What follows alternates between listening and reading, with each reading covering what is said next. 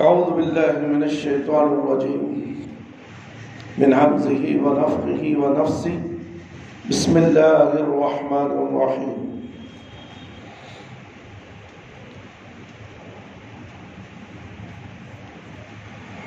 السلام علیکم ورحمۃ اللہ وبرکاتہ۔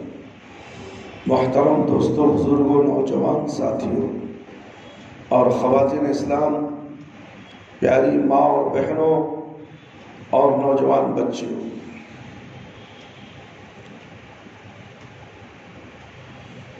اسلام میں نکاح سکون کا باعث ہے۔ میرے بھائی، میرے دوست، برادران اسلام، اسلام میں مرد عورت کے لیے نکاح مشروع کیا گیا ہے، اور نکاح ایسا عظیم رشتہ ہے کہ جس سے منسلک ہونے کے بعد خاوند بیوی ایک پاکیزہ زندگی گزار سکتے ہیں۔ ایسی زندگی جس میں محبت و پیار، ایک دوسرے سے ہمدردی اور الفت کے پاکیزہ جذبات پائے جاتے ہیں، اور اس میں خاوند بیوی ایک دوسرے کے رفیق، دکھ درد کے ساتھی اور غمخوار ہوتے ہیں۔ اگر دونوں اپنی ازدواجی زندگی اللہ تعالیٰ کی مرضی کے مطابق بسر کرے تو انہیں دنیا میں سکون اور اطمینان نصیب ہو سکتا ہے، اور قیامت کے روز اللہ تعالیٰ کی رضامندی سے ہمکنار ہو سکتے ہیں۔ شوہر توحید پرست ہے، عورت مشرکہ ہے، تو سکون نہیں ہے، اور اس گھر میں برکت بھی نہیں ہے جس کے اندر میاں بیوی دونوں ایک جیسے نہیں ہیں۔ یہ دونوں اللہ اور اللہ کے رسول کی اطاعت کرنے والے اگر نہیں ہے تو معاملہ اٹھا ہے اس کا، تو گھر میں سکون میسر نہیں ہوگا۔ اس نکاح میں سکون نہیں ہے۔ نکاح تو سکون کا باعث ہے۔ کسی مذہب میں نکاح نہیں ہوتا سوائے اسلام کے اندر۔ بہت سے لوگ مسلمان جو آپس میں ایک دوسرے سے چاہتے ہوئے، کالجوں میں پڑھنے والے ایک دوسرے سے محبت کرتے ہوئے جا کر کورٹ میرج کر لیتے ہیں، رجسٹر میرج کر لیتے ہیں۔ یہ نکاح نہیں ہوتا ہے، یہ حرام ہے۔ جب تک کہ نکاح نہیں پڑھا جاتا سنت کے مطابق تو پیارے نبی محمد صلی اللہ علیہ وسلم کی سنت سے وہ باہر ہو گئے۔ میرے بھائی، میرے دوست، نکاح کی مشروعیت کے بارے میں اللہ رب العالمین فرماتے ہیں وَإِنْ خِفْتُمْ أَلَّا تُقْسِطُوا فِي الْيَتَامَى فَانكِحُوا مَا طَابَ لَكُم مِنَ النِّسَاءِ مَثْنَىٰ وَثُلَاثَ وَرُبَاعَ فَإِنْ خِفْتُمْ أَلَّا تَعْدِلُوا فَوَاحِدَةً أَوْ مَا مَلَكَتْ أَيْمَانُكُمْ ذَلِكَ أَدْنَىٰ أَلَّا تعولوا، سورہ نساء آیت نمبر 3۔ اگر تمہیں اندیشہ ہو کہ یتیم لڑکیوں سے نکاح کر کے تم انصاف نہ کر سکو گے، جو عورتیں تم کو اچھی لگی ان میں سے 2-2، 3-3، 4-4 نکاح کر لو۔ لیکن اگر تمہیں اس بات کا ڈر ہو کہ تم ان کے مابین، ان کے دونوں میں 2 شادیاں کرنے کے بعد، 3 شادیاں کرنے کے بعد انصاف نہیں کر سکو گے، پھر ایک ہی کافی ہے۔ یہ تمہاری ملکیت کی لونڈی بے انصافی سے بچنے کے لیے یہ زیادہ قریب ثواب ہے۔ اس آیت میں اللہ تعالیٰ نے ان عورتوں میں سے جو پسند آئی 2-2، 3-3 اور حتیٰ کہ 4-4 نکاح کرنے کا حکم دیا ہے، لیکن ایک سے زیادہ عورتوں کے شادی کرنے کو اللہ تعالیٰ نے اس بات سے مشروط کر دیا کہ وہ ان کے درمیان عدل و انصاف کے تقاضوں کو پورا کرے، اور اگر اسے اندیشہ ہو کہ وہ ایسا نہیں کر سکتا تو پھر وہ ایک ہی بیوی پر اکتفا کر لے یا لونڈی پر گزارا کر لے۔ اللہ رب العالمین دوسری جگہ فرماتے ہیں وَأَنكِحُوا الْأَيَامَ مِنْكُمْ وَالصَّالِحِينَ مِنْ عِبَادِكُمْ وَإِمَائِكُمْ إِنْ يَكُونُوا فُقَرَاءَ یغنیہم اللہ من فضلہ واللہ واسع علیم، سورہ نور آیت نمبر 30 پر 2۔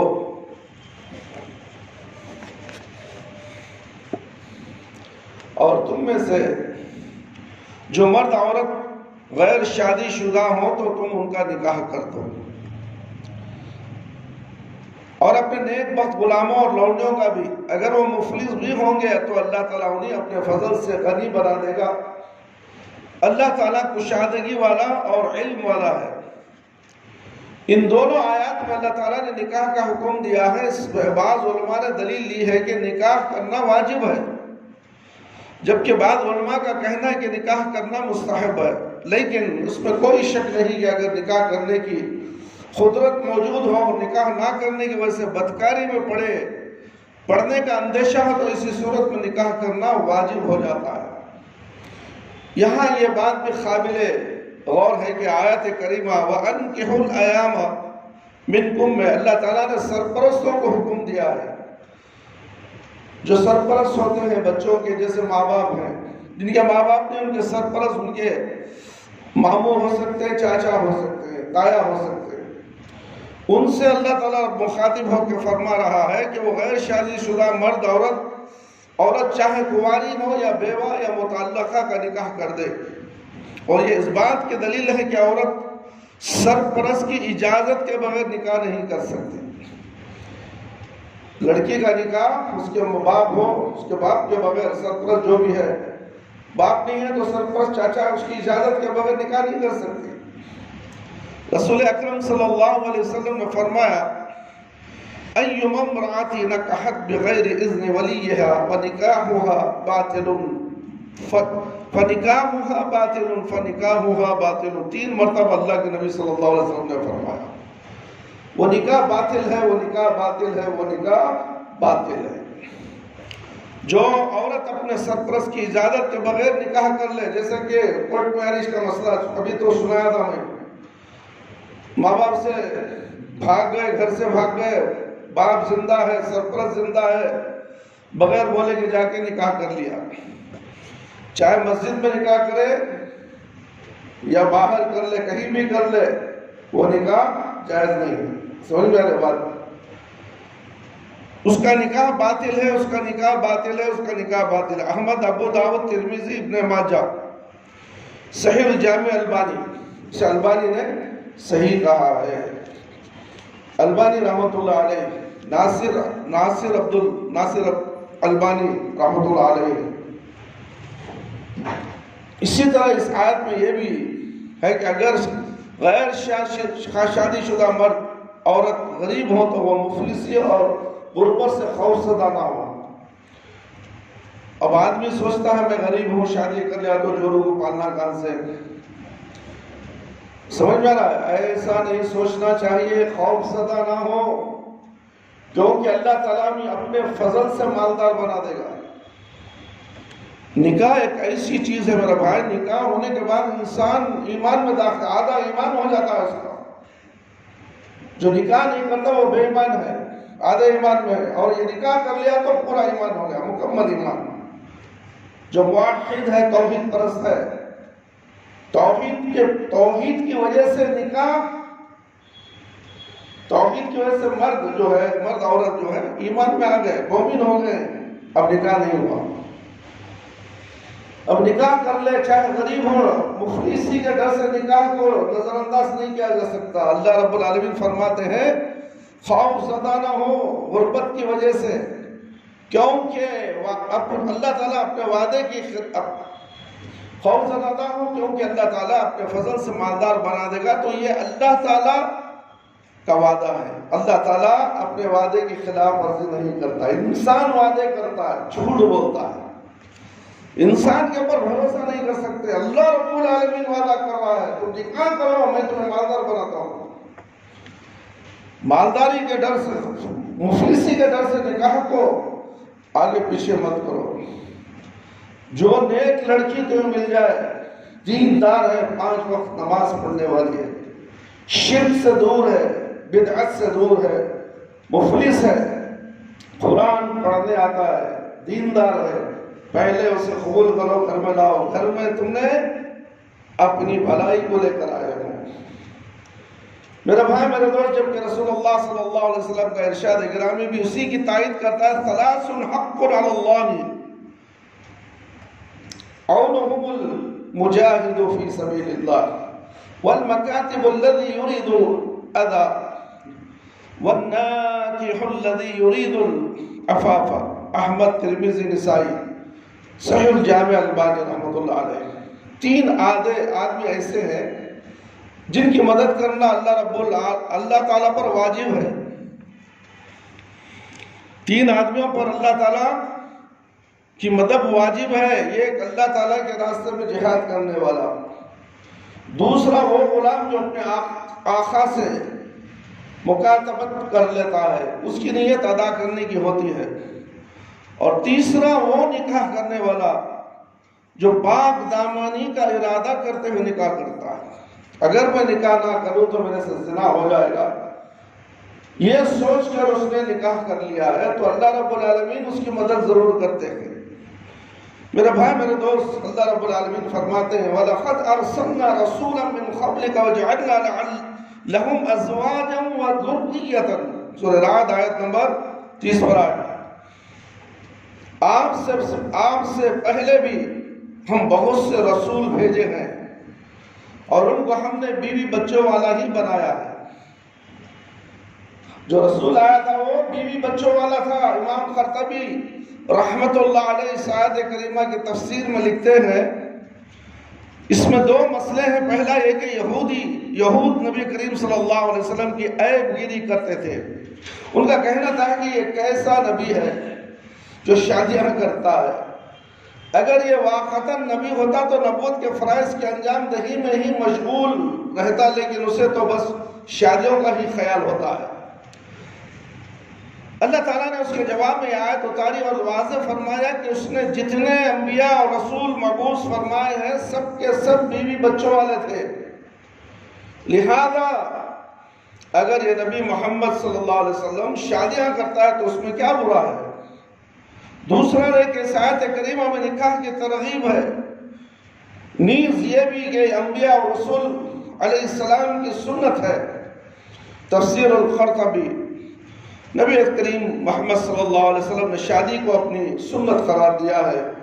اس سے بے رغبتی اور منہ موڑنے والا شخص کے لیے مختلف آپ صلی اللہ علیہ وسلم نے فرمایا کہ اس سے مجھ سے کوئی تعلق نہیں ہے۔ جو نکاح نہیں کرتا اس سے میرا تعلق کچھ نہیں ہے۔ اور کتنے لوگ ہیں 40 سال کے ہو گئے ہیں، 35 سال کے ہو گئے ہیں، نکاح کی طرف توجہ ہی نہیں، نکاح کرنا ہی نہیں چاہتے۔ دیکھیں گے اب بھی ہے وقت بہت وقت۔ انس بن مالک رضی اللہ عنہ کا بیان ہے کہ کچھ لوگ نبی اکرم صلی اللہ علیہ وسلم کے ہاں ضرور حاضر ہوئے، اور آپ صلی اللہ علیہ وسلم کے ازواج مطہرات رضی اللہ عنہن سے آپ صلی اللہ علیہ وسلم کی عبادت کے متعلق سوال کیا، چنانچہ انہوں نے اس کے بارے میں مطلع کیا تو آپ صلی اللہ علیہ وسلم کی عبادت کو اپنے نظریے سے کم تصور کرتے ہوئے کہنے لگے، ہم کہاں نبی کریم صلی اللہ علیہ وسلم کے برابر ہو سکتے ہیں۔ ان کی تو اللہ رب العزت نے اگلی پچھلی تمام خطائیں معاف کر دی ہیں۔ پھر ان میں سے ایک نے کہا، میں تو ہمیشہ ساری رات کا قیام کرتا رہوں گا۔ دوسرے نے کہا، میں ہمیشہ روزے رکھا کروں گا، کبھی روزہ نہیں چھوڑوں گا۔ اور تیسرے نے کہا، میں عورتوں سے الگ رہوں گا، کبھی شادی نہیں کروں گا۔ ان کی یہ باتیں پیارے نبی محمد صلی اللہ علیہ وسلم تک پہنچی تو آپ ان کے پاس آئے اور فرمایا، بخاری اور مسلم کی روایت ہے میرے بھائی، کیا وہ تم جنہوں نے یہ باتیں کی ہیں، تمہیں معلوم ہونا چاہیے کہ میں تم سب کی نسبت زیادہ اللہ تعالیٰ سے ڈرنے والا اور زیادہ متقی ہوں، اور اس کے باوجود میں کبھی روزہ رکھتا ہوں کبھی نہیں رکھتا، اور میں رات کو قیام بھی کرتا ہوں، سوتا بھی ہوں، اور میں عورتوں سے شادی بھی کرتا ہوں۔ تو جو شخص میری سنت سے اعراض کرے گا اس کا مجھ سے کوئی تعلق نہیں ہے۔ میرے بھائی میرے دوست اور خواتین اسلام، رسول اکرم صلی اللہ علیہ وسلم نے نکاح کو آدھا دین قرار دیا، جیسا کہ انس رضی اللہ عنہ سے روایت ہے کہ آپ صلی اللہ علیہ وسلم نے فرمایا، اذا تزوج العبد فقد استكمل نصف الدین، فَلْيَتَّقِ اللَّهَ فِي نِصْفِهِ الْبَاقِ۔ صحیح ترغیب و ترہیب البانی رحمۃ اللہ علیہ۔ ایک بندہ جب شادی کر لیتا ہے تو آدھا دین مکمل کر لیتا ہے، اس لیے اسے باقی نصف کے بارے میں اللہ تعالیٰ سے ڈرنا چاہیے۔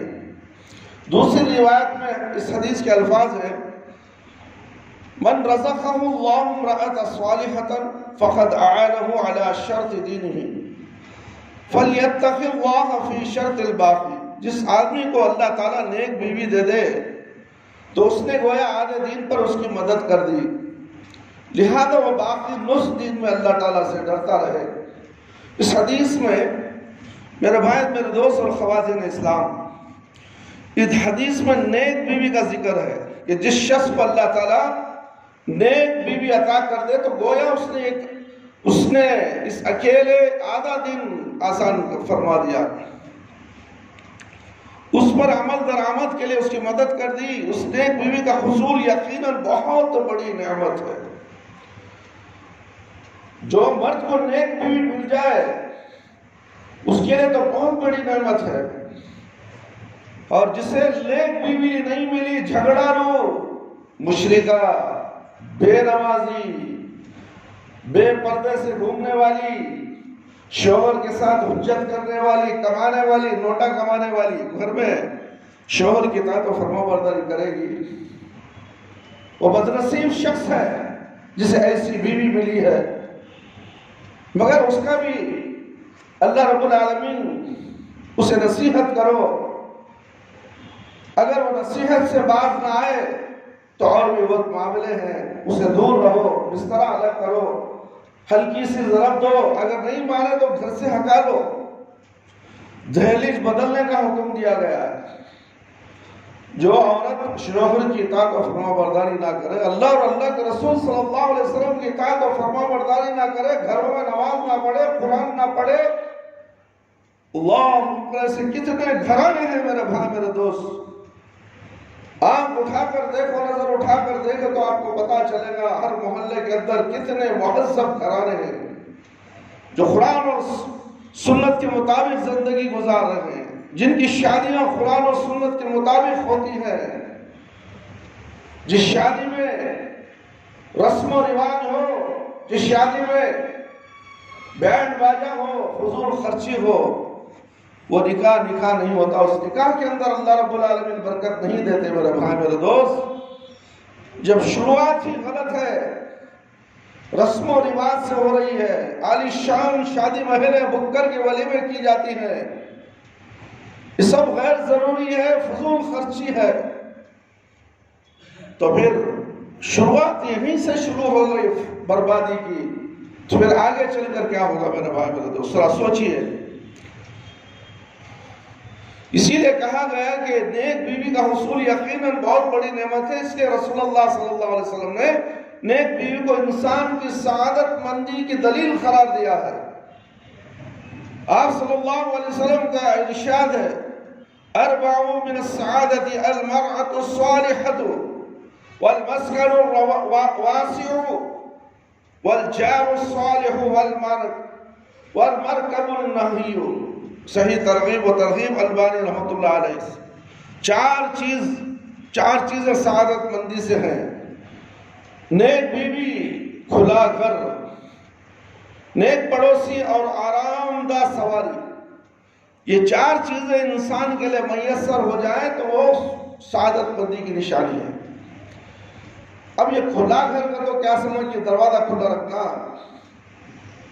اب میں سمجھے تھی حضرت بولے بھی گھر کھلا رکھا کرتا، گھر کھلا رہتا ہو، دریچے دروازے کھلا رکھ ڈالنا، کون بھی آتے رہو جاتے رہو، بھائی کے جیسا چچا کے جیسا، بعض کچھ ایسا مانگ ہے ہمارے بھائی کے جیسا، آئیے اس سے کیا پردہ کرے، چھوڑ گئے آگے اندر۔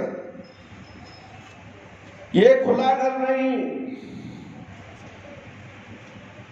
کھلا گھر وہ ہے جس کے گھر میں سکون ہو، کشادہ ہو، کمرے اچھے بڑے ہو، ہال ہو، کچن اچھا خاصا بڑا ہو، باہر کی روشنیاں آتے ہو، کھڑکیاں ہو، اس کے اندر باہر کی روشنی آ رہی، یہ کھلا گھر ہے، یعنی کشادہ گھر۔ جس کو بھی مل جائے وہ خوش نصیب ہے. اور اس کا بازو والا پڑوسی، اگر وہ پڑوسی جھگڑالو ہے تو درد سر ہے. تو اس لیے پڑوسی بھی اچھا ہوگا، اور اسے شہر کے اندر گھومنے پھرنے کے لیے ایک عمدہ اچھی گاڑی ہونی چاہیے. سواری، یہ سواری جو ملتی ہے کس کے طرف سے ملتی ہے؟ اللہ رب العالمین کی طرف سے. ورنہ تو کتنے لوگ ایسے ہیں، دیکھو تم 2 پاؤں سے چلتے ہوئے گزر جاتے ہیں، 10 میل، 15 میل، 20 میل کا سفر چل کر گزار دیتے ہیں. ایک زمانہ تھا ہم نے بھی چل کر گزارا، 30 میل میں نے بھی چلا ہوں. میں بھی 30 میل کا سفر چلتے ہوئے آتے ہوئے گزارا ہے میں نے. اس کے بعد مجھے سائیکل نصیب ہوئی تھی، میں نے سائیکل کی بھی سواری کی. اس کے بعد اللہ نے ہوائی جہاز کا بھی سفر کرا دیا اور پانی کے جہاز کا بھی سفر کرا دیا. اور اس کے بعد اللہ نے ایک خوبصورت ہمیں سواری 2 پیر والی سواری دی. 4 پیر والی تو نہیں ملی، 2 پیر والی ملی. وہ بھی اللہ رب العالمین کا بہت شکر گزار ہوں. میں کسی کا محتاج نہیں ہوں کہ میں یہاں سے وہاں جانے کے لیے کسی کے پاس ترستا رہوں. جو بھی شخص 2 سواری کسی کو میسر آ گئی تو سمجھو دنیا میں اللہ کی نعمت اسے ملی ہے. اس کا شکر ادا کرنے کے لیے وہ کرے تو کیا کرے؟ بے نمازی بنے؟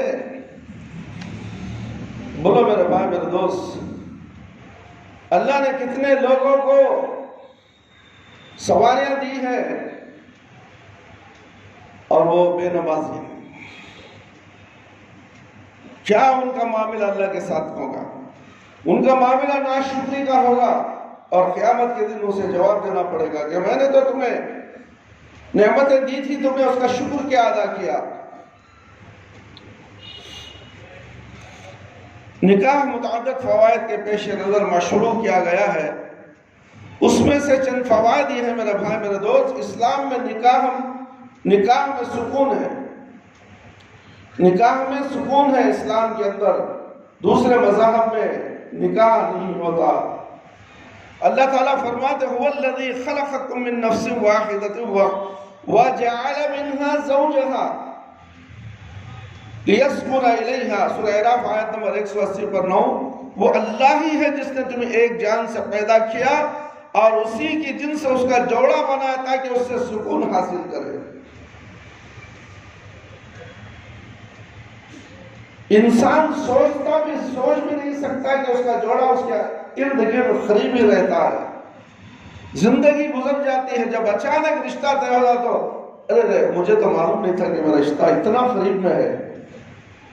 بہت سے ایسے واقعات ہمارے آنکھوں کے سامنے گزرے ہیں میرے بھائی، میرے دوست. اور اسی لیے رسول اللہ صلی اللہ علیہ وسلم نے ارشاد فرمایا حبب الی من دنیاکم ثلاث الطیب والنساء وجعلت قرۃ عینی فی الصلاۃ. مجھے تمہاری دنیا کی 3 چیزیں محبوب ہیں، خوشبو اور عورتیں، جبکہ میری آنکھوں کی ٹھنڈک نماز میں رکھی گئی ہے. اللہ اکبر. 3 چیزوں میں خوشبو اور عورتیں، اور ایک چیز ایسی ہے جبکہ میری آنکھوں کی ٹھنڈک نماز میں رکھی گئی. سے احمد نسائی نے روایت کیا اور اسے صحیح البانی نے صحیح کہا. اس کے علاوہ فطری طور پر بھی اللہ تعالیٰ نے مرد عورت دونوں میں ایک دوسرے کے لیے کشش رکھی ہے. اس لیے دونوں ایک دوسرے کو چاہتے ہیں، اور فطرت کا تقاضا وہ نکاح اور شادی کے ذریعے ہی پورا کر سکتے ہیں، اور دونوں ایک دوسرے سے سکون اور راحت حاصل کر سکتے ہیں. میرے بھائی، میرے دوست، نسل انسانی کی بقا نکاح اور شادی کے ذریعے ہی ممکن ہے. اسی لیے رسول اللہ صلی اللہ علیہ وسلم نے ایسی عورت سے نکاح کرنے کی ترغیب دلائی جو زیادہ بچے جننے والی ہو. معقل بن یسار رضی اللہ عنہ کا بیان ہے کہ ایک شخص رسول اللہ صلی اللہ علیہ وسلم کی خدمت میں حاضر ہوا. اس نے کہا مجھے ایک ایسی عورت ملی ہے جو حسب و نسب والی اور بڑی خوبصورت، لیکن وہ بچے جننے کے قابل نہیں. حسب نسل بھی اچھی ہے، مال بھی اچھا ہے، خوبصورت بھی ہے، مگر وہ بچے جننے کے لائق نہیں ہے. تو کیا میں اس سے شادی کر لوں؟ تو آپ صلی اللہ علیہ وسلم نے فرمایا نہیں، پھر دوسری مرتبہ آیا، آپ صلی اللہ علیہ وسلم پھر بھی اسے منع کیا، اس کے بعد تیسری مرتبہ آیا، آپ صلی اللہ علیہ وسلم نے فرمایا تزوجوا الودود الودود فإنی مکاثر بکم الامم، تم خاوند سے محبت کرنے والی اور زیادہ بچے جانے والی عورت سے شادی کرو، شوہر سے محبت کرنے والی اور جو بچے پیدا کرنے والی، بچے پیدا کرنے والی عورت سے شادی کرو، کیونکہ میں تمہارے ذریعے سے دوسری امتوں پر اپنی امت کی کثرت ثابت کرنے والا ہوں۔ سے ابو داؤد نے نکاح نہی عن تزوج میں روایت کی ہے۔ زیادہ بچے جننے والی، پھر کیسے معلوم ہوگا کہ بچے جنے گی؟ آج تو نئے نئے چیزیں نکل گئی ہیں، بچے جننے سے ڈرتے ہی، ارے بچے ہو گئے تو بچہ کا سنبھالنا، بچہ کا اسکول کا، ان کے پڑھائی کا، کہاں کی مصیبت گئی۔ کنڈم استعمال کرتے، اس کے بعد کیا ہے، انجیکشن لگا لیتی، اس کے بعد کاپاٹی عورت لگا لیتی ہے، انہیں بھی اپنی شرمگاہ کے اندر کچھ ایسے اعضاء لگا لیتے ہیں جس سے بچے نہ ہوں۔ یہ شوہر کو معلوم نہیں ہوتا وہ چیز، شوہر سمجھتا ہے کہ اللہ تعالیٰ ابھی بچے نہیں دے رہا۔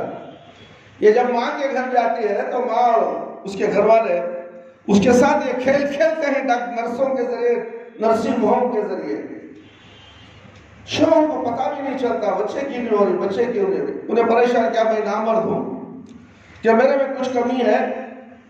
پھر حکیموں کے پاس، ادیبوں کے پاس چکر لگاتے ہیں، مگر یہ بچوں کو زندہ مارنے کے برابر ہے میرا بھائی، یہ قتل کرنے کے برابر ہے۔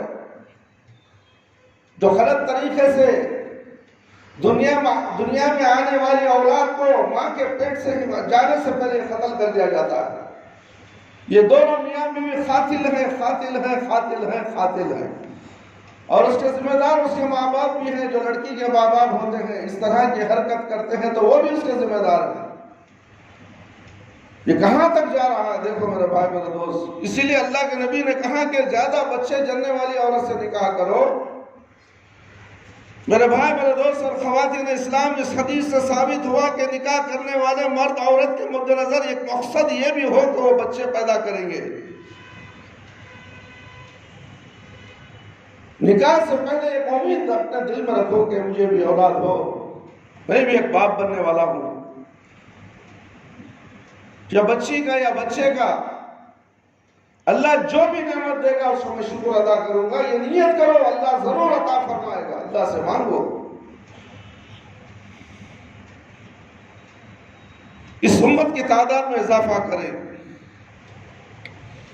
یہ مقصد اس اعتبار سے انتہائی عظیم مقصد کے والدین اپنی موت کے وقت اگر اپنے پیچھے نیک اولاد چھوڑیں گے تو ان کا جو ثواب ان کی موت کے بعد بھی جاری و ساری رہے گا، جیسا کہ ایک بات رسول اللہ صلی اللہ علیہ وسلم کی ایک حدیث سے ثابت ہوتا ہے، گویا شادی کے فوائد میں سے ایک فائدہ یہ ہوا کہ اسے نسل انسانی کی بقا ہوتی ہے، اور اس کے ساتھ ساتھ امت محمدیہ کی تعداد میں اضافہ ہوتا ہے، اور اگر اولاد نیک ہو تو والدین کا اجر و ثواب اس کی موت کے بعد بھی جاری رہتا ہے، اور اگر اولاد میں سے 2 بچے بالغ ہونے سے پہلے فوت ہو جائیں اور والدین اللہ تعالیٰ کی تقدیر پر رضا کا اظہار کریں اور صبر و تحمل کو دامن تھامے رکھیں تو اللہ تعالیٰ انہیں اپنے فضل و کرم سے جنت میں داخل کر دے گا، جیسا کہ نبی کریم صلی اللہ علیہ وسلم کا ارشاد گرامی ہے، ما من الناس من مسلم يتوفى له 3 لم يبلغوا الحنس ادخله الله الجنة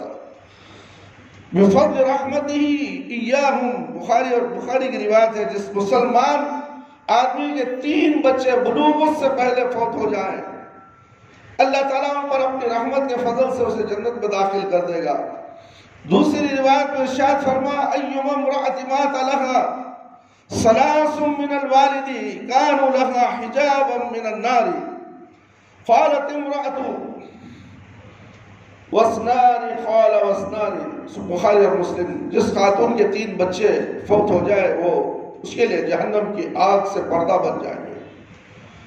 ایک عورت نے کہا، اور دو بھی آپ صلی اللہ علیہ وسلم فرمایا، 2 بھی خلاصہ یہ ہے کہ اولاد اگر والدین کی زندگی میں فوت ہو جائے تو وہ بھی ان کے لیے باعث خیر و برکت، اور والدین اولاد سے بھی پہلے فوت ہو جائے تو تب بھی اولاد دان کے لیے باعث اجر و ثواب باعث ہوتی ہے، اور ظاہر ہے کہ یہ نعمت بغیر نکاح کے حاصل نہیں ہو سکتا۔ نکاح کا ہونا شرط ہے۔ کتنے بے نکاح سے اولادیں جن رہی ہیں، کتنے کورٹ میں عرض کر کے اولادیں جن رہی ہیں، کیا ہوگا ان کا انجام میرے بھائی میرے دوست؟ شادی کرنے سے نظر کی حفاظت ہوتی ہے اور خاوند کو پاک دامانی حاصل ہوتی ہے۔ عبداللہ بن مسعود رضی اللہ عنہ سے روایت ہے کہ رسول اللہ صلی اللہ علیہ وسلم نے ارشاد فرمایا، یا معاشر الشباب من استطاع الباء فلیتزوج فإنه اغض للبصر وأحسن للفرج ومن لم يستطع فعليه بالصوم وإنه له وجیہ۔ بخاری کتاب النکاح۔ اے نوجوانوں کی جماعت، تم میں سے جو شخص شادی کرنے کی قدرت رکھتا ہو وہ ضرور شادی کر لے، اس سے نظر جھک جاتی ہے، شرمگاہ کی حفاظت ہوتی ہے۔ جو شخص قدرت نہ رکھتا ہو وہ روزے رکھے، کیونکہ روزے اس کے لیے ڈھال کا کام دیتے ہیں۔ اس حدیث میں نظر اور شرمگاہ کی حفاظت کے لیے ایک عظیم نسخہ بتایا گیا ہے، وہ ہے شادی۔ اس لیے جو شخص اس کی طاقت رکھتا ہو وہ ضرور اس پر عمل کرے تاکہ اسے فائدہ حاصل ہو۔ نکاح کرنا اللہ تعالیٰ اور رسول اللہ صلی اللہ علیہ وسلم کی فرما برداری ہے، اور اللہ تعالیٰ اپنے اور اپنے رسول صلی اللہ علیہ وسلم کی اطاعت اور فرما برداری پر اپنے بندے کو اجر و ثواب اور پاکیزہ زندگی عطا کرتا ہے۔ اس پر مستضاد یہ کہ خاوند بیوی کے درمیان ازواجی تعلقات بھی ایک عبادت ہے، جیسا کہ رسول اللہ صلی اللہ علیہ وسلم نے فرمایا۔ مسلم کی روایت ہے، تمہارے جمع کرنے میں وفی یوم احدکم صدقہ۔ قالوا یا رسول اللہ ایأتی احدنا شہوت ویکون له فیها اجر؟ قال ارأیتم لو وضع فی حرام اکان علیہ وزر فذلك اذا وضعها فی الحلال کان له اجرا۔ تمہارے جمع کرنے میں بھی صدقہ ہے۔ شوہر اپنی بیوی کے ساتھ جمع کرتا ہے، یعنی ہم بستری کرتا ہے، مباشرت کرتا ہے، تو اسے صدقہ کہا گیا ہے۔ لوگوں نے کہا اللہ کے رسول صلی اللہ علیہ وسلم، ہمیں سے کوئی شخص اپنی شہوت کو پورا کرے تو اس پر بھی اسے اجر ملتا ہے؟ تو آپ صلی اللہ علیہ وسلم نے فرمایا، تمہارا کیا خیال ہے کہ اگر وہ اپنی شہوت ناجائز طریقے سے پورے کرے کیا اس پر گناہ ہوگا؟ اسی طرح اگر وہ جائز طریقے سے پورا کرے تو اس پر اجر ضرور ملتا ہے۔ نکاح اور شادی کے ان عظیم فوائد کے پیش نظر شادی میں تاخیر کرنا درست نہیں ہے۔ شادی کو لمبا کھینچنا، ایک منیمم 20 سال کے بعد 25 سال کے اندر حد سے زیادہ پریشانی، نوکری کی دوڑ دھوپ، کچھ نہ کچھ اپنے آپ کو بنانے کے چکر میں 30 سال گزر سکتے ہیں۔ اس سے پہلے اولین فرصت میں اسے نکاح کر لینا چاہیے۔ زیادہ سے زیادہ شباب کی زندگی 30 سال کی بتائی گئی ہے میرے بھائی میرے دوست۔ 30 سال شباب ہے، اسی لیے جو جنت میں جانے والے ہیں وہ لوگ چاہے بوڑھے ہوں، ادھیڑ عمر کے ہوں، جب اس دنیا سے جائیں گے تو جنت میں ان کی عمر 30 سال کی ہوگی۔ 30 سال کی عمر میں وہ جنت میں رہیں گے میرے بھائی میرے دوست۔ نہ جب وہ جوان ہی رہیں گے، شباب کے ساتھ رہیں گے، نہ اس میں کمی آئے گی نہ زیادتی ہوگی۔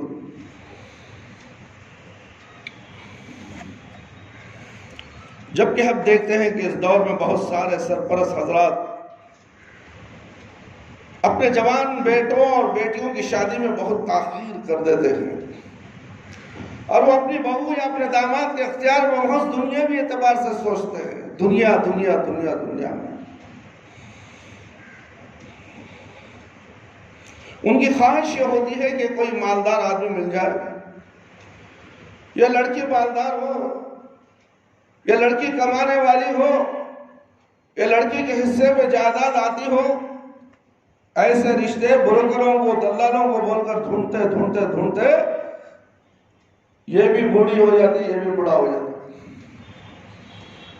نہ وہ سوچ اسے ملتی ہے نہ یہ سوچ اسے ملتی ہے، دونوں بھی پریشان۔ کتنے رشتے دکھا اور ریجیکٹ، یہ پسند نہیں وہ پسند نہیں، یہ کمی ہے تو دوسری کمی آ جائے گی۔ میرے بھائی میرے دوست، ایسے رشتے بہت نکاح.com کے اندر فائلوں میں بھرے پڑے ہیں بائیو ڈاٹا کے ساتھ، اور وہ ہمیں بتاتے ہیں میرے بھائی میرے دوست کتنے رشتے دکھانا حضرت، لڑکی کو لڑکا پسند نہیں آتا، لڑکے کو لڑکی پسند نہیں آتا، لڑکی خوبصورت ہے دیندار ہے، کہاں جی مالش نہیں ہے نا، باپ دے گے تو غریب ہے کیا دیتا ہوں چھوڑے نا کوئی، دیندار لڑکی اگر تمہارے سامنے آ جائے، غریب اگر ہے تو نکاح کر لو۔ نوجوان ساتھیوں، اگر تم نے ایسا نکاح ٹھکرا تو فتنے میں پڑ جاؤ گے، اور تمہارے سر پر ایک ایسی شیطانی عورت پر اللہ مسلط کر دے گا جو مال حسن و جمال کے ساتھ آئے گی، اور تمہیں اتنا پریشان کرے گی کہ تمہارا جینا دوبر ہو جائے گا، تم یہاں تک کہ خودکشی کرنے پر چلے جاؤ گے۔ ایسے بہت سے حادثات ہو چکے ہیں، بیویوں کے تنگ کرنے سے، کبھی شوہر کے تنگ کرنے سے لڑکا اور لڑکی زہر کھا کے پانی میں ڈوب کر یا تو پھانسی لے کر مر جاتے ہیں۔ یہ جہیز کا لین دین بھی ایسا ہی واقعات نحوست والا رسم و رواج ہے، جو لڑکی کا باپ سود کو لے کر قرض دوارا لے کر 10 لاکھ 20 لاکھ خرچہ کر کے شادی کر دیتا ہے، اس کے بعد اتنی پریشانی آتی ہے کہ پھر لڑکے والے اس سے مطالبہ، لڑکے والے مطالبہ کرتے ہیں کہ جا یہ اور چیزیں لے کے آؤ، پھر اس کا باپ بڑی پریشانی سے اور سود لیتا ہے، اور سود کے اوپر یہاں تک کہ اس کا خاتمہ بھی سود پر ہو جاتا ہے، یعنی وہ سولی پر چڑھ جاتا ہے۔ میرے بھائی میرے دوست، کیا ایسے نکاح ہم کرنا چاہتے ہیں دنیا کے عیش و آرام کے لیے؟ اللہ رب العالمین تو فرماتے ہیں کہ نیک اور صالح لڑکا صالح لڑکی ہے تو نکاح کر دو، مفلسی کے ڈر سے تم اسے آگے مت بڑھاؤ، میں ان کی مدد کرنے والا ہوں، ان کی روزی کی مدد میں کروں گا، ان کی روزی میں برکتیں میں دوں گا، جو آتی ہے وہ اپنی روزی لے کر آتی ہے، جو بچے پیدا ہوتے ہیں وہ اپنی روزی لے کر آتے ہیں، تم کیوں پریشان ہو؟ تم پالنے والا تو میں ہوں، رب العالمین تو میں ہوں۔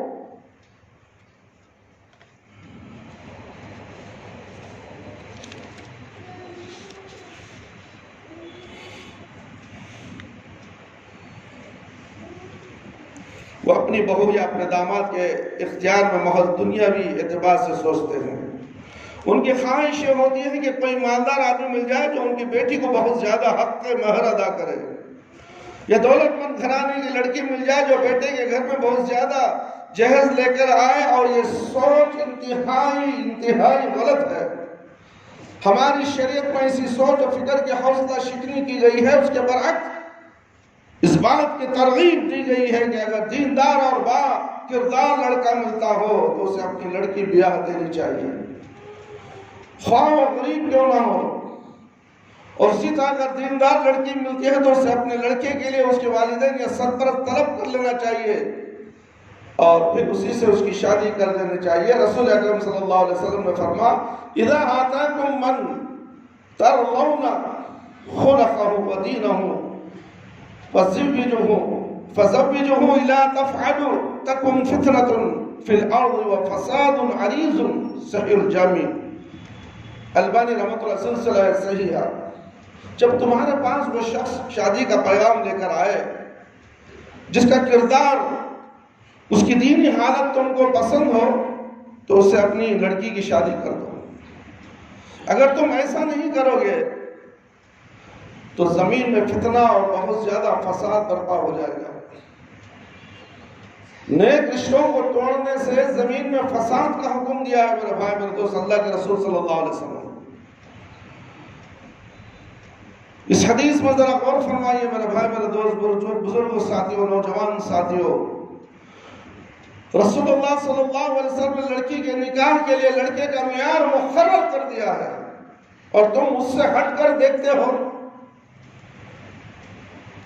لڑکا کون سی بڑی کمپنی میں کام کر رہا ہے، یو کے سے اس کا تعلق ہے، امریکہ سے اس کا تعلق ہے۔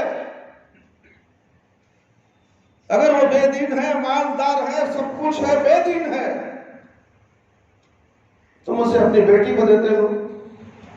اسے دینے سے اچھا ہے کسی کنویں میں جو پانی نہیں ہے، اس کنویں میں اپنی بیٹی کو ڈھکل دو۔ تو جہیز کے بھوکے لعنتی جو اللہ اور اللہ کے رسول صلی اللہ علیہ وسلم کی سنت کو مانتا نہیں ہے، تو ایسے کو تم اپنی بیٹی کیسے دے سکتے ہو میرے بھائی بچوں؟ دیندار شرط رکھی گئی ہے، وہ غریب کیوں نہ ہو۔ جب تمہارے پاس وہ شخص شادی کا پیغام لے کر آئے جس کا کردار، اس کی دینی حالت تم پسند ہو تو اسے اپنی لڑکی کی شادی کر دو۔ اگر تم ایسا نہیں کرو گے تو زمین میں فتنہ اور فساد برپا کرو گے۔ اس بات پہ ذرا غور کرو میرے بھائی، میرے دوست۔ رسول اللہ صلی اللہ علیہ وسلم نے لڑکی کے لیے، نکاح کے لیے لڑکے کا معیار مقرر کر دیا، وہ ہے اس کا کردار، اس کی دینی حالت، اس کا اٹھنا بیٹھنا، چلنا پھرنا، مسجدوں کو آنا جانا ہے۔ بے نمازی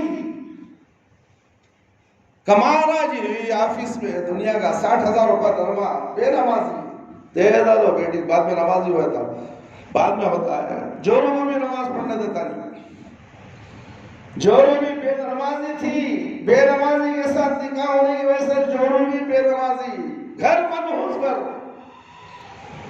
جو گھر میں نماز نہیں ہوتی وہ گھر قبرستان ہے، قبرستان۔ یاد رکھو اے گھروں والوں، اے گھروں میں قیام کرنے والوں، اے محلے کے باسیوں، یہ آواز ان گھر گھر تک پہنچتی ہے، سن لو۔ تمہارے گھروں کے سامنے مسجد ہے، حی علی الصلاۃ، حی علی الفلاح کی آواز آتی ہے، گھر کا ایک مرد یا بچہ کوئی مسجد کے اندر داخل نہیں ہوتا، وہ عورتیں آواز سننے کے باوجود ٹی وی دیکھنے میں مجبور،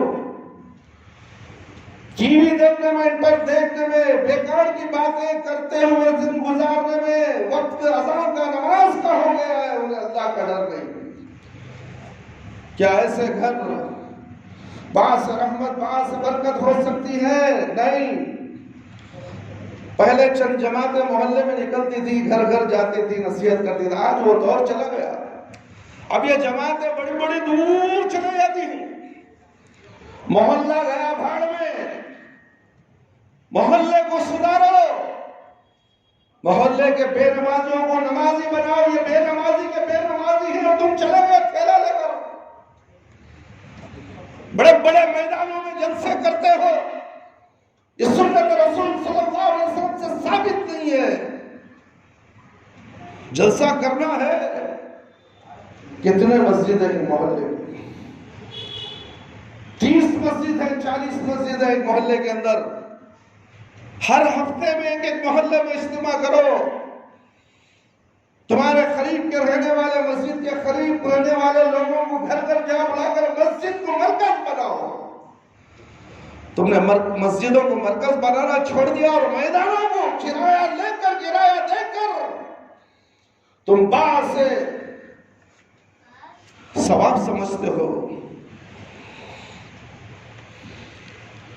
ٹی وی کے اندر، ویڈیو کے اندر، انٹرنیٹ کے اندر وہ مجمع نظر آتا ہے میرے بھائی، میرے دوست، ہم دیکھتے ہیں بیڑی پی رہے، سگریٹ پی رہا ہے، گٹکے کھا رہا ہے، ہوٹلوں میں کھانے پینے میں مشغول، سونے میں مشغول، بیکار موبائل دیکھتے ہوئے سو رہے ہیں وہاں ٹنٹوں کے اندر۔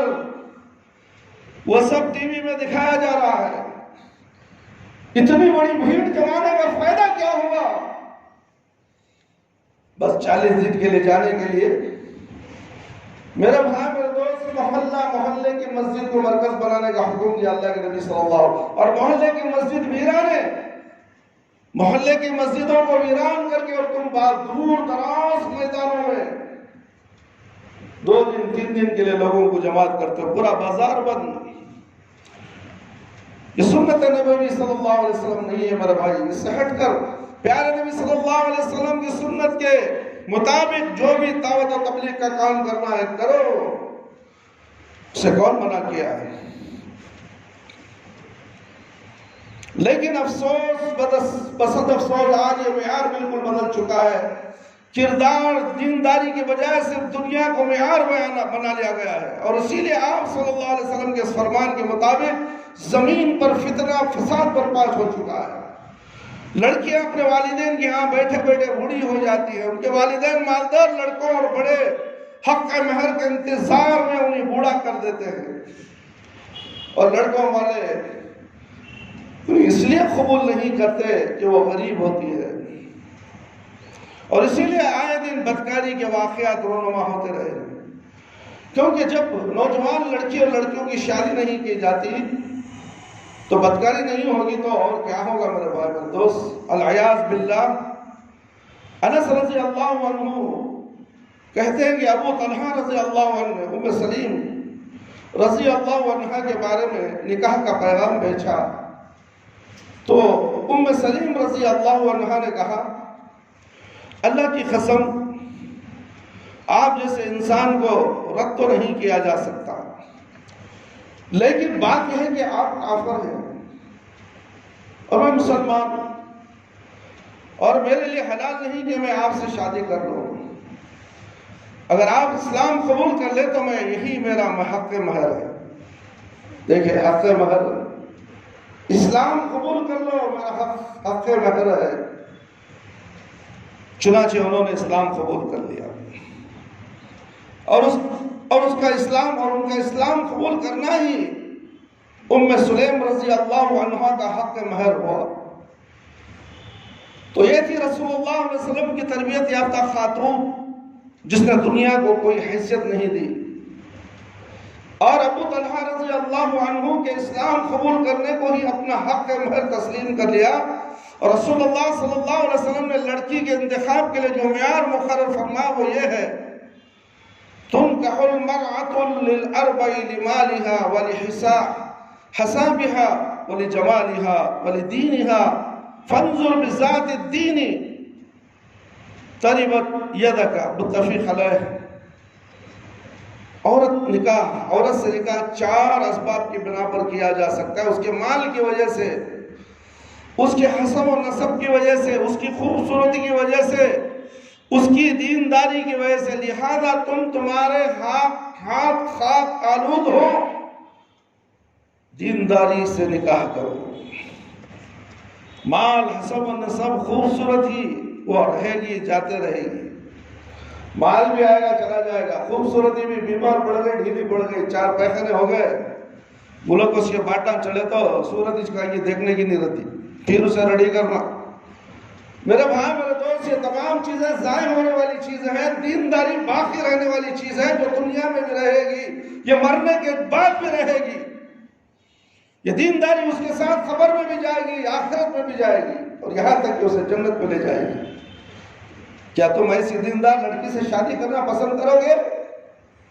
تمہیں آج تو ایسی ہونا ہے جیسے کہ فلم ایکٹریس ہے، ٹی وی کی اسٹار ہو، خوبصورت ہو، ایسی ہو ویسی ہو، گھر کی بڑیاں فوٹو دکھاتے لڑکے کو، دیکھ پا تیرے واسطے لڑکی دیکھی ہو، ایسی ہے دیکھ لے جا، تو پسند کر جاتا تو جو برادر جب دکھاتی، آئے جاؤ جی نانی جان ایسی ہے، کیا یہ ایسی ہے، دیکھو اس کے بعد ایک چھوکری کی فوٹو لگاتا فلم ایکٹریس کی، ایسی رہی تو دیکھو۔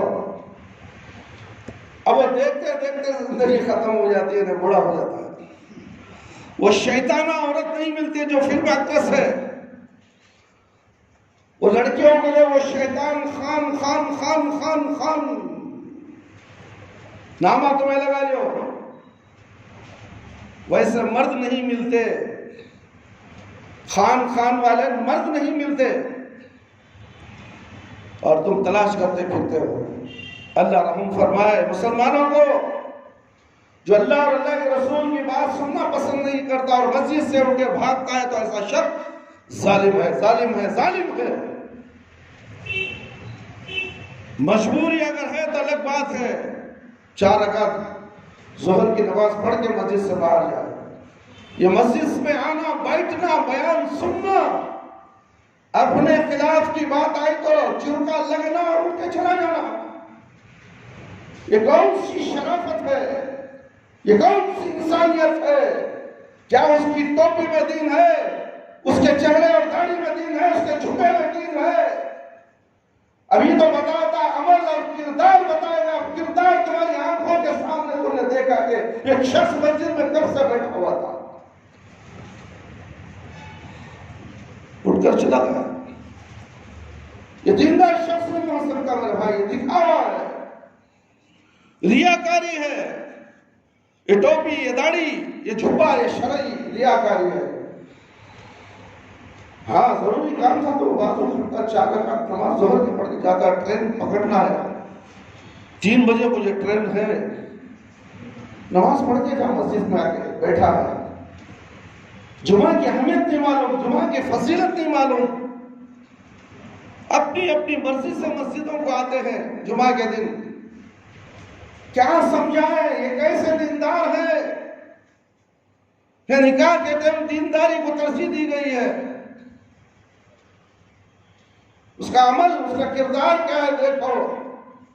اول وقت میں مسجد میں آ کر بیٹھتا ہے کہ دیکھو وہی پکا سچا مومن اور مسلمان ہو سکتا ہے جو مسجد میں دیر سے آتا ہے جمعہ کے دن صرف 2 رکعت نماز پڑھنے کے لیے. اس کی گواہی تم نہیں دے سکتے، وہ مومن ہو ہی نہیں سکتا میرا بھائی میرے دوست. اللہ کی نظر میں اس کا فیصلہ تو قیامت میں ہوگا، چاہے وہ سنے یا نہ سنے.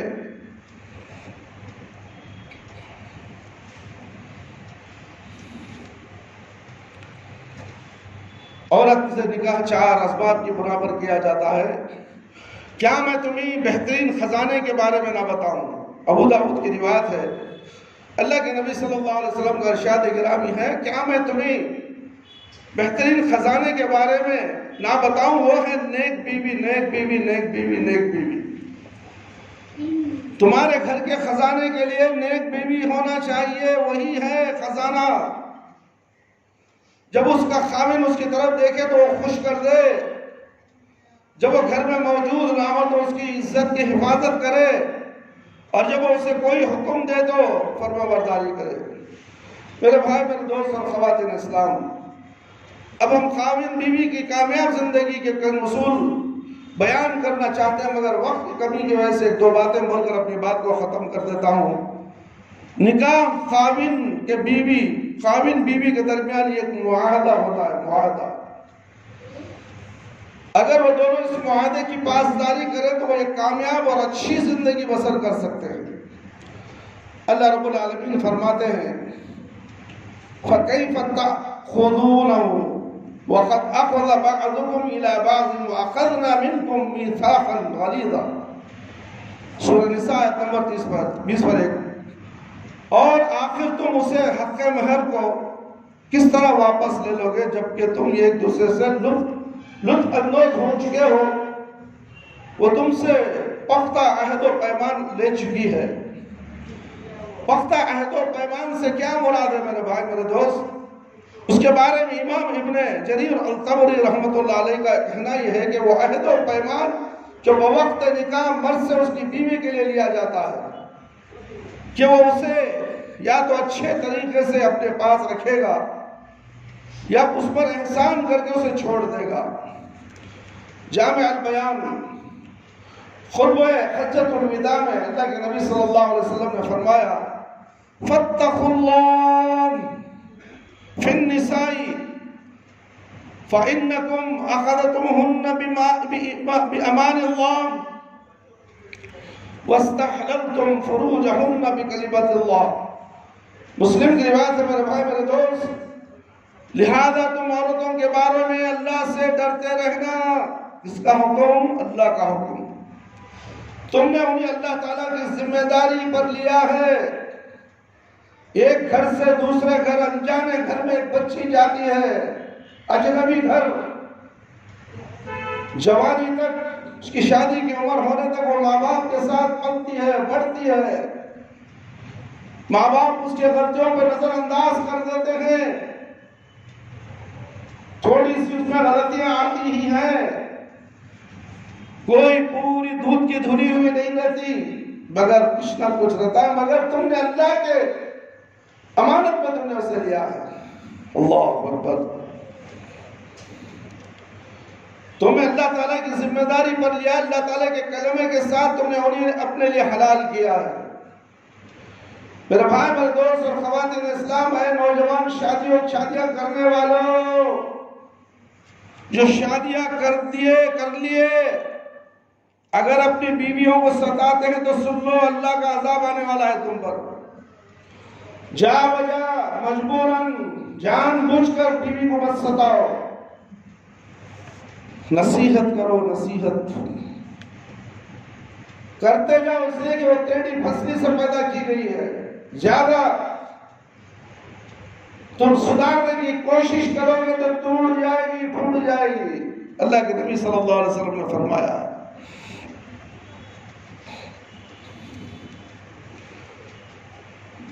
اس حدیث میں خاص طور پر مردوں کو حکم دیا گیا کہ وہ عورتوں کے معاملے میں اللہ سے ڈرتے رہیں اور ان پر ظلم و زیادتی نہ کریں۔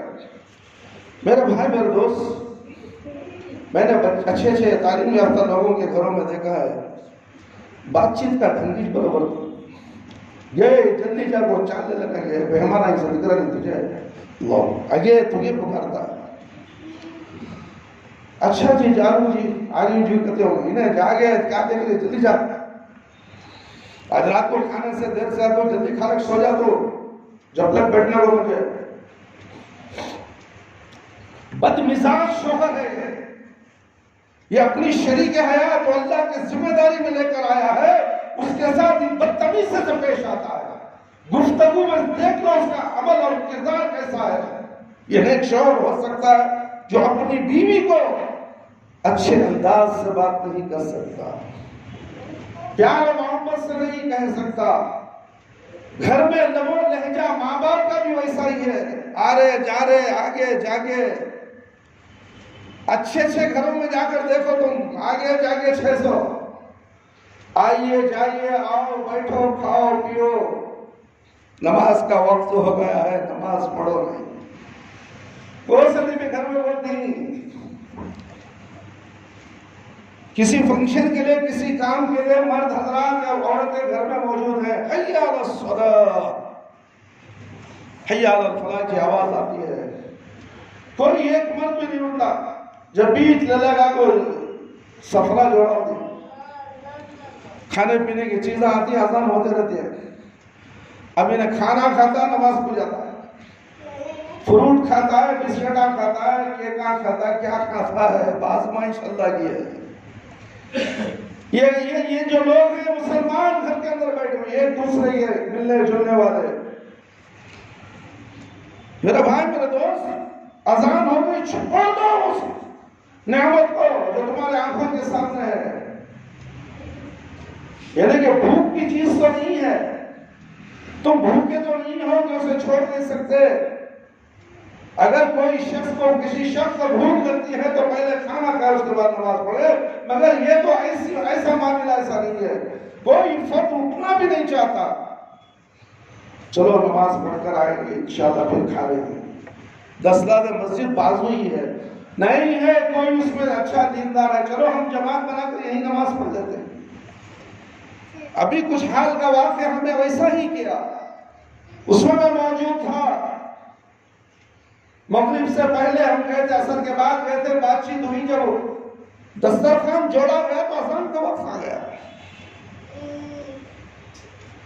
تو ہم نے مسجدوں کو جامع چھوڑ کر مسجد، گھر کو ہی مسجد بنا دیا۔ میرے بھائی، میرے دوست، کچھ لوگوں نے کہا یہاں ایک مسجد ہے، وہاں ایک مسجد، میں نے کہا امام موجود ہے، نماز یہی جماعت پڑھا لیں گے۔ الحمدللہ سب نے راضی ہو گیا، خود گھر میں نماز پڑھ لی، کتنی بڑی برکت ہے گھر کے اندر ہو، جس کے اندر لوگ آئے تھے دعوت کے لیے اور نماز پڑھنا شروع کر دیے، پھر نماز کے بعد چائے کافی بسکٹ وغیرہ ہوئی، اس کے بعد جو بات چیت ہو رہی تھی وہ ہوئی، اس کے بعد وہاں سے تشریف لے آئے۔ ایسا کہیں ہے گھروں میں وہاں ماحول پیدا کر سکتے ہیں، اذانیں ہوتی ہیں۔ میرے بھائی، میرے دوست، کوئی مرد مسجد کے لیے گھر سے نکلنا نہیں چاہتا، کوئی مرد دکان سے مسجد کے لیے جانا نہیں چاہتا، بازار میں گھومتا رہے گا، پھرتا رہے گا، مسجد کے سامنے سے گزرتا رہے گا، مگر اس کو مسجد پہ جانے کی توفیق نہیں ملی۔ یہ کتنا بدنصیب شخص ہے، دیکھو تم اس کی عزت دنیا میں کرتے ہو، دنیا میں اس کی اتنی عزت کرتے ہو، اتنی عزت کرتے ہو، بڑے آدمی ہو، ان کا عمل اور کردار بتاتا ہے کہ اللہ کی نظر میں بڑے نہیں ہیں، یہ اللہ کی نظر میں بدنصیب ہیں۔ ایسا مت بنو میرے بھائی میرے دوست، لوگوں کی نظر میں بھی ہمیں اچھا کہا جائے اور اللہ کی نظر میں بھی ہم اچھے ہوں۔ سب سے پہلے ہم اللہ کی نظر میں اچھے ہونے کی کوشش کریں تو اللہ خود ہمیں لوگوں کی نظروں میں اونچا مقام عطا فرمائے گا۔ ہمیں اللہ والے تو بنے، اللہ کا ڈر تو ہمارے دلوں میں لائے، متقی پرہیزگار تقوی پرہیزگار بنے تو صحیح، تو بننا ہی نہیں چاہتے، اس لیے کہ ہم کاروبار میں جھوٹ بولتے ہیں، کاروبار میں جھوٹ بولتے ہیں۔ کیسا نماز کو جانا سب اللہ اکبر، آپس میں لین دین، جو سیاست دان ہیں ان کا تو چھوڑو ہی، بارش نہیں ہوتا۔ فلمستان والوں کا، سیاست دانوں کا ایمان نہیں ہے، وہ مسلمان ہو نہیں سکتے جو سیاست دان میں چلا جاتا ہے۔ آج کی سیاست دان میں کون پیارے نبی محمد صلی اللہ علیہ وسلم کے طرز عمل پر سیاست کر سکتا ہے؟ کر ہی نہیں سکتا، تو پھر اس میں جانے کا کیا مقصد ہے؟ جاؤ گے تو کیا تم مسلمانوں کے کام کرو گے؟ مسلمانوں کے محلے دیکھو، 3-4 مہینے سے مسجد کے سامنے لائٹ نہیں ہے، ہم نے ان کو بھی کہا، ان کو بھی کہا، ان کو بھی کہا، جوں نہیں لگ رہی ہے، بازو کی جگہ، گھروں کی جگہ لائٹ نہیں، مسجد کے سامنے لائٹ نہیں ہے۔ کوئی مغرب کے وقت اندھیرا مسجد نظر نہیں آتی، عشاء کے وقت اندھیرا مسجد نظر نہیں آتی، فجر کے بعد فجر کی نماز میں اندھیرا مسجد نظر نہیں آتی، اور یہ مسلمان بسے ہوئے ہیں اس جگہ پر، یہ محلے کے مسلمان ہیں، کیا ہیں یہ بے نمازی مسلمانوں کو اللہ کی کوئی ضرورت نہیں ہے۔ عذاب آئے گا تو سب پر آئے گا میرے بھائی میرے دوست، ڈرو اللہ سے ڈرو۔ جو سوشل ورکر ہے، جو چاہے یہ جماعت کا ہو یا وہ جماعت کا ہو، اپنے محلے کی حفاظت کرے، غریبوں کی حفاظت کرے، غریبوں کے لیے جو مہیا کرنا وہ کرے، تعلیم کے تعلق سے ہو، بیماری کے تعلق سے ہو۔ بس اپنی چودراہٹ لگا کے گاڑی میں گھومتا پھرتا رہے، لوگ مجھے فلانے کا اسسٹنٹ سمجھے، بھاڑ میں گئی ایسی اسسٹنٹ جو مسلمانوں کے فلاح اور بہبودی کا کام نہ کر سکتا تو استعفا دے دے، گھر پہ دوسرا کام کرے، دوسری تجارت کرے جو جائز ہے، جس کے اندر حرام نہ ہو، حلال ہو، جھوٹ نہ ہو، سچ ہو۔ میرے بھائی میرے دوست، اللہ سے ڈرو۔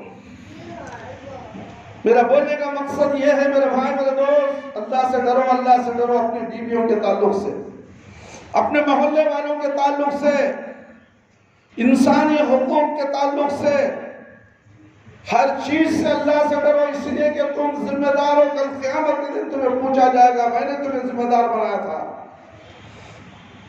اس محلے کا کاؤنسلر بنایا تھا، اس محلے کا MLA بنایا تھا، اس محلے کے کاؤنسلر کا چمچہ بنایا تھا۔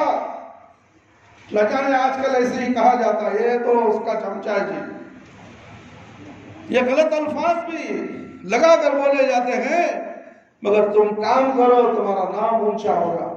اور نماز چھوڑے بغیر، نماز کے وقت گاڑی کھڑا مسجد میں گھسو، 4 رکعت پڑھ لو، اللہ سے دعا کرو، اللہ میں جو کام کر رہا ہوں لوگوں کے لیے اس میں میرے لیے فائدہ پہنچا، اور زیادہ سے زیادہ مجھے کام کرنے والا بناؤ اور صحیح کام کرنے والا بنا، تاکہ مجھے آخرت کے اندر پوچھنا ہو۔ اگر تو سوال کر دے تو میرا ٹھکانہ جہنم ہو جائے گا۔ کوئی ایسا سوچنے والا ہے؟ مسلمان جماعتیں بھی ہیں، وائر قوم کی بھی جماعتیں ہیں، اس میں بھی ہمارے مسلمان بھرے پڑے ہوئے ہیں، مگر نہیں کریں گے۔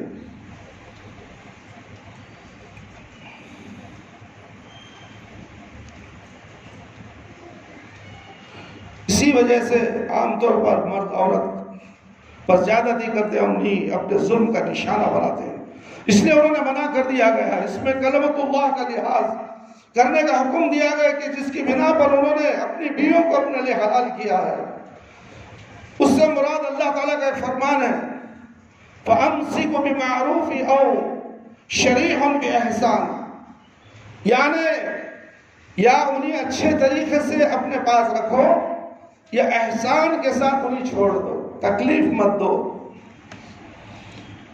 دارالخزا جاؤ، بات رکھو، مار پیٹ، اللہ اکبر، کرشنا کا تیل دل کو چلانے کی کوشش کرنا، لڑا دبا دینا، مار دینا، کھانا نہیں دینا، بھوکے مارنا، یہ معاشرے کے اندر چل رہا ہے میرے بھائی میرے دوست۔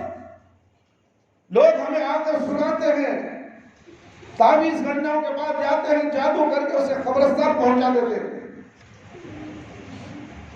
اسی طرح کا ایک واقعہ اسی محلے کے اندر قبرستان کا ہے۔ ایک جن آئی تھی، عورت کے اوپر جن سوار ہوئی تھی، اس کا نام پاروتی تھا۔ اس نے اپنا نام پاروتی بتائی، میں نے اس سے پوچھا کہ تم کیوں اس کے اندر آئی؟ تو فلانا شخص نے مجھے بھیجا ہے اس کے اندر۔ کیوں بھیجا ہے؟ جو شخص سے بھیجا ہے اس کی خالہ وہ قبرستان مسان کو جا کر جادو کر دیا ہے۔ وہ سے قبرستان کو مسلمانوں کے نہیں، مسان کہاں ہے وہ مسان؟ ہیگڑے نگر میں ہے۔ اللہ اکبر کبیرہ۔ اور اس کا گھر کہاں ہے؟ اسی علاقے میں ہے جو جادو کیا ہے۔ مرکین کے آٹے میں گڑی بنا کر اس کے پیٹ میں میخیں مار دیے گئی ہیں اور یہ زمین میں دفنا دیا گیا ہے، اور یہ عورت کو تکلیف شروع ہو گئی، سینے میں درد، پیٹ میں درد۔ یہ کون کرے بھائی؟ گھر کے افراد علم نہ ہونے کی وجہ سے، تعلیم نہ ہونے کی وجہ سے، گھر گھر تعلیم نہیں ہو رہی ہے۔ ہر کوئی گھر والا انگریزی تعلیم دینا چاہتا ہے، دینی تعلیم سے دور کرنا چاہتا ہے، بلکہ اللہ کے نبی صلی اللہ علیہ وسلم نے فرمایا کہ دینی تعلیم کے لیے مرکز مسجد کو بناؤ، مسجد میں بچوں کو داخلہ دلاؤ، قرآن حدیث کا علم پڑھواؤ، قرآن پڑھاؤ، دینی تعلیم دو، اردو کی تعلیم دو، احادیث یاد کراؤ، قرآن کی آیتوں کا ترجمہ یاد کراؤ۔ چاہے لڑکا ہو لڑکی، مسجد میں جائے گی تعلیم حاصل کرے۔ آج مسجد میں کوئی بچہ پڑھنے کے لیے تیار نہیں، کچھ مخصوص مساجد ہیں، اسی مسجد میں جائیں گے، وہیں پڑھیں گے۔ ایک اڈا جمایا گیا ہوا اس کے اندر بھی، اور ہم کئی مرتبہ بلاتے ہیں آئیے ہم قرآن اور حدیث کی تعلیم دیں گے آپ کے بچوں میں، آئیں گے، ہمیں وہاں جاری، ہمارے بچے وہاں جاری۔ اللہ اکبر۔ یہاں بھی مشکل، یہاں بھی پارٹیشن، دین کے اندر آج پارٹیشن ہو چکا ہے، ہو گیا ہے۔ سے روکنے والا کون؟ یہ قیامت آئے گی، جواب دینا پڑے گا قیامت کے دن ان جماعت والوں کو۔ اپنی جماعت کی مسجدوں کو بھرنے کے لیے دوسری معصوم چھوٹی موٹی جماعتوں کو پیروں تلے رون دیتے ہیں، وہاں مت جاؤ، یہاں آ جاؤ، وہاں مت جاؤ، یہاں آ جاؤ۔ یہاں بڑی جماعت ہوتی ہے، کیا پیار سے بلایا جاتا ہے۔ یہ مسجدوں کو ویران کرنے والے یہی لوگ ہیں میرے بھائی میرے دوست، جو سفید پوش اپنے آپ کو ولی اللہ کہتے ہیں۔ جب مریں گے تو پتا چلے گا ولی اللہ ہے یا ولی الشیطان ہے۔ ایک مسجد کو نیچا کرنا، دوسری مسجد کو اونچا کرنا، یہ کہاں کی شرافت ہے، کہاں کی دینداری ہے۔ جب وہ مرے گا تو خبر میں عذاب شروع ہو جائے گا، عذاب شروع ہو جائے گا میرے بھائی میرے دوست۔ اس لیے ڈرو اللہ سے، یعنی انہیں اچھے طریقے سے اپنے پاس رکھو، احسان کے ساتھ انہیں چھوڑ دو، یا اس سے اللہ تعالیٰ کا یہ حکم مقصود ہے فَانكِحُوا مَا طَابَ لَكُم مِّنَ النِّسَاءِ، یعنی جو عورتیں تمہیں پسند آئے ان سے نکاح کر لو، گویا اللہ کے اس حکم کی بنا پر وہ تمہارے لیے حلال ہوئی۔ لہذا اب اللہ تعالیٰ سے ڈرتے رہو اور ان کے حقوق نہ مارو، شادی کے بعد بیوی کے حقوق نہ مارو۔ اب حقوق کیا ہے؟ اسے کھانا دینا، پانی دینا، دوا دینا. جائیے کما کو لے لگا، تو بھی جا، میرے پاس نہیں پیسے. سما سے کوئی میں ڈیوٹی کو چل جا، تو میرے تنخواہ میں ہے، گھر چلنے نہیں آ رہا.